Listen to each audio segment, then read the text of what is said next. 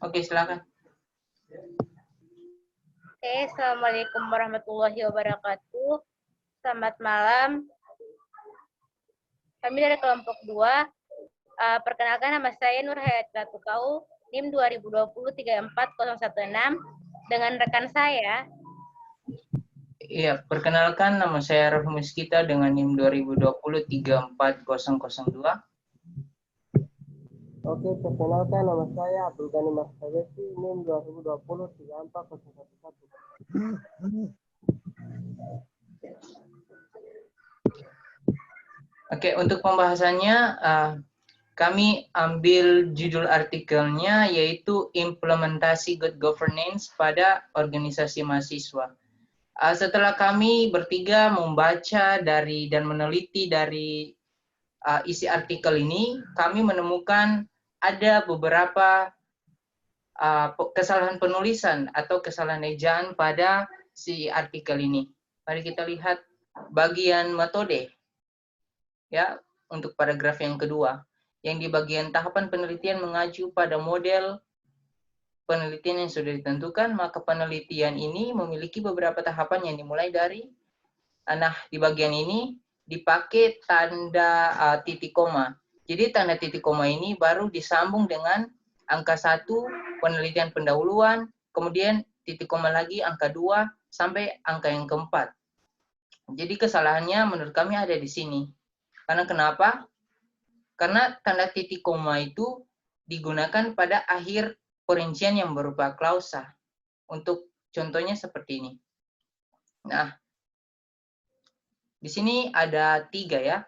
3 tanda baca titik koma. Jadi yang pertama ini tanda titik baca koma dapat dipakai sebagai pengganti kata penghubung untuk memisahkan kalimat setara yang satu dengan yang lain. Nah, yang kedua ini tanda titik koma yang dipakai pada akhir perincian yang berupa klausa.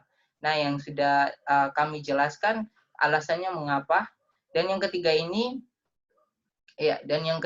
titik koma dipakai untuk memisahkan bagian-bagian pemerincian dalam kalimat.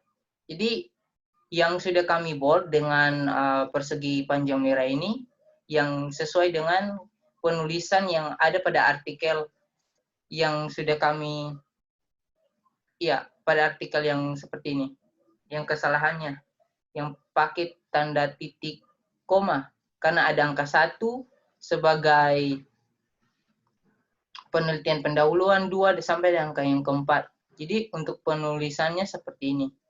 Dan alasannya sudah jelas karena dipakai tanda titik koma itu dipakai pada akhir perincian yang berupa klausa, dan dalam pengetikan pun angka 1 itu harus spasi ke bawah 1, 2, 3, dan 4.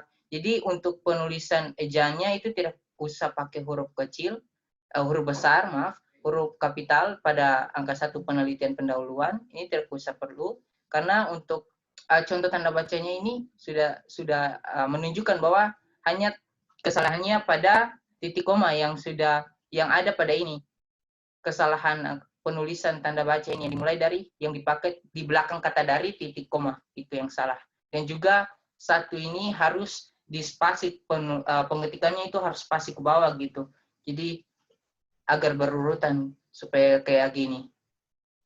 Penulisan yang benar seperti ini. Untuk penulisan yang benar seperti ini, teman-teman dan ibu bisa dilihat.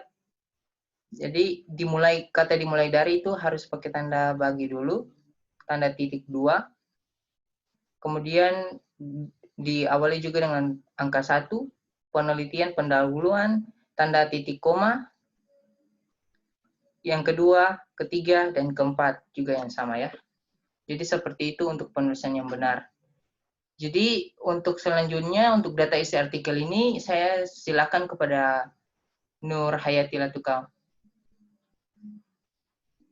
Silakan. Oke, data artikel. Di dalamnya terdapat judul terbit, yaitu Jurnal Pendidikan Kewarganegaraan.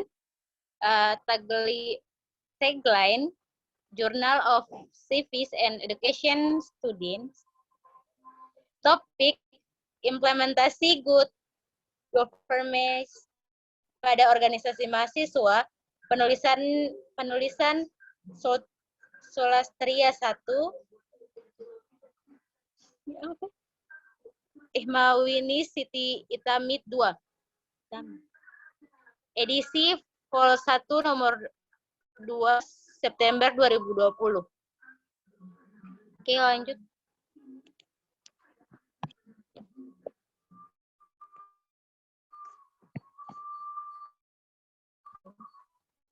Wow, berarti sudah balik ya. Oke, isi artikelnya yaitu organisasi mahasiswa di seluruh fakultas universitas, khususnya bidang eksekutif yang dijalani oleh mahasiswa telah berkembang pesat dalam segi kuantitas. Akan tetapi, dalam menjalankan tata kelola organisasinya masih belum optimal. Sering terjadi ketidakjelasan dan kebingungan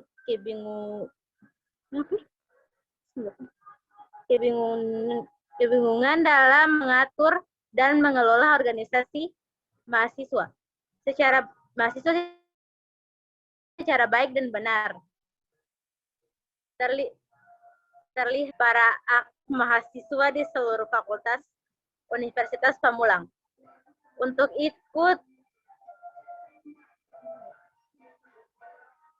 ikut berpartisipasi demi mewujudkan tata kelola organisasi mahasiswa.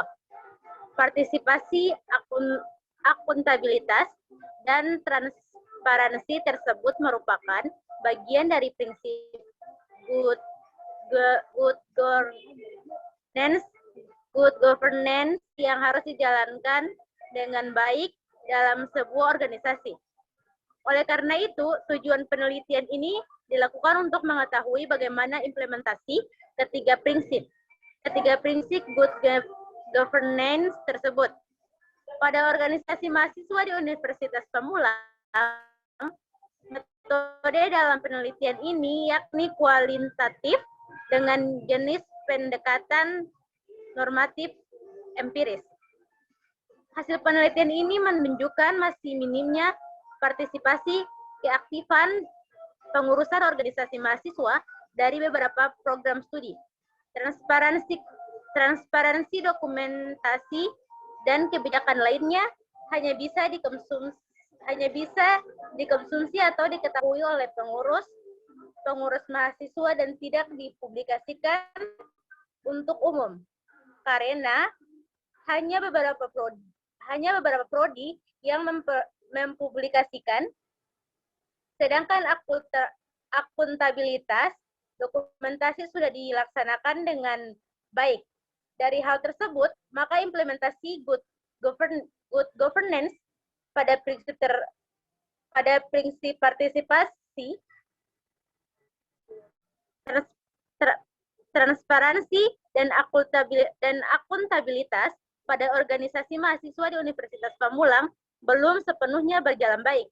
Oleh karena itu, perlu adanya sebuah kebijakan dari yang menaungi organisasi tersebut agar dapat menjalankan ketiga prinsip good governance dengan baik. Oke, kasih. Iya, terima kasih Nur sudah membacakan isi artikelnya. Jadi sekian dari hasil kerja kelompok kami. Terima kasih.